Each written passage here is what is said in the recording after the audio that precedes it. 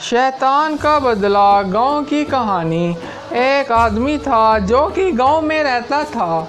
उसकी गांव में बड़ी अच्छी जान पहचान बनी हुई थी। उसकी छोटी सी घर गृहस्थी थी जिसमें उसकी एक बीवी और 2 बच्चे थे। उसके पास एक घोड़ा गाड़ी थी जिसकी मदद से वो अपनी कामकाज करता और कहीं उन्हें जाना होता तो वो उस पे जाते थे। किस्मत उनको दिन ब दिन अनमोल से अनमोल नेमतों की तरफ ले कर जा रही थी। वो खुश थे अपनी ज़िंदगी में क्योंकि उन्हें किसी चीज़ की भी कुछ कमी ना थी। फिर कहीं कुछ ऐसा उसके हाथों हो गया कि उसकी वो ज़िंदगी अपना रंग बदलने लग गई। एक बार ऐसा हुआ कि गांव के पास ही नदी थी। वो नदी किनारे कश्ती पे सवार कुछ सामान लेके आ रहा था। जैसे ही वो गांव के किनारे पे पहुंचा तभी कुछ लोग आए और कश्ती में से अपना अपना सामान खुद ब खुद निकालने लग गए।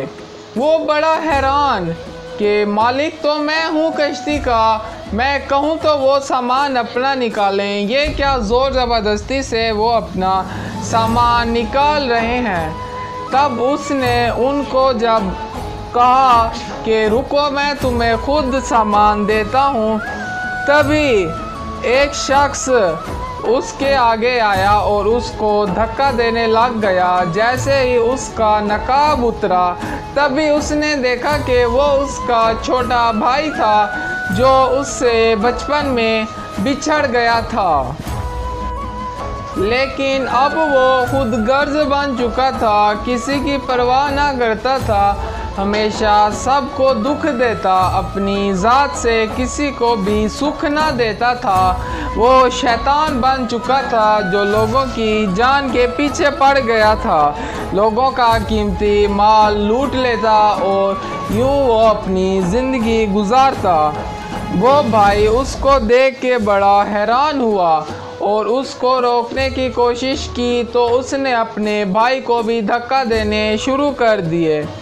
गांव के पास होने की वजह से गांव के लोग सारे इकट्ठे हो गए और उसको पकड़ के सल्तनत में जाके पेश किया।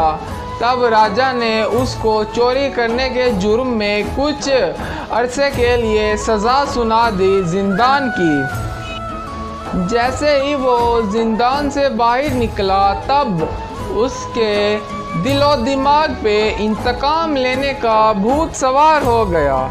किस्मत का खेल निराला हुआ कि उसका वो भाई गांव छोड़ के हमेशा हमेशा के लिए जा रहा था कि रास्ते में उसका वो भाई सामने आ गया और अपनी जल्लाद बातों को फिर से दोहरा रहा था और अपने जल्लाद हाथों से उसके पूरे ख़ानदान का काम तमाम करने जा रहा था।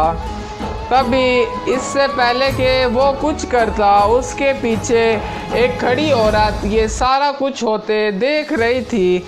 जैसे ही उसने उनको मारने की कोशिश की तभी उस औरत ने अपना दिमाग चलाया।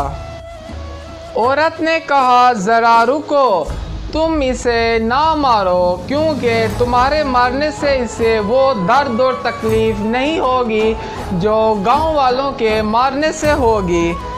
औरत ने कहा कि ये इनके पीछे एक बोरी पड़ी है सोने से भरी, तुम इसको उठा के यहाँ से भाग जाओ, तुम्हारी ज़िंदगी बाकी बची कुची बड़े आराम से गुजरेगी।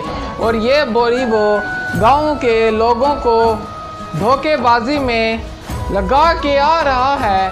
चोरी की वो बोरी गांव की ज़मीनों को बेच के लाया है। इस बोरी की वजह से सारे गांव वाले इसकी जान के दुश्मन बन चुके हैं। तुम यहाँ से फ़ौरन चले जाओ क्योंकि गांव वाले पीछे आ ही रहे हैं इसको जान से मारने।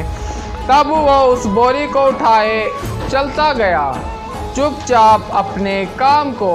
यूं औरत के दिमाग ने उनकी ज़िंदगी को बचा लिया और जैसे ही वो कुछ आगे को पहुंचा तो बोरी को खोल के देखता है कि उसमें सिर्फ खाने पीने का सामान था।